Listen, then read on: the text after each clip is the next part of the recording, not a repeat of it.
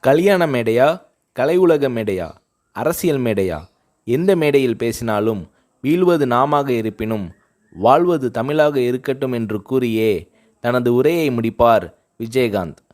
கலைஞர் கருணாநிதி அவர்களின் இந்த திருவாசகத்தை புரட்சிக் கலைஞர் விஜயகாந்த் அவர்கள் தன் இதய வாசகமாக வைத்து பேசி வருகிறார்.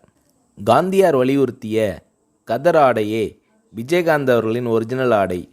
சினிமா சம்பந்தப்பட்டது தவிர மற்றபடி எந்த விழாவாக இருந்தாலும் கதரே அணிவார் விஜயகாந்த். தன் அப்பாவிடமிருந்து கதர் அணியும் பழக்கத்தை கற்றுக்கொண்டவர் விஜயகாந்த். இவரை பின்பற்றி இவரின் நண்பர் இப்ராஹிம் ராவுத்தரும் கதர் மேல் காதலாக இருக்கிறார். இந்த மதுரை நண்பர்களைப் போலவே அவர்களது தந்தைகளும் நண்பர்களாக காங்கிரஸ் கட்சிக்காரர்களாக இருந்தவர்கள்.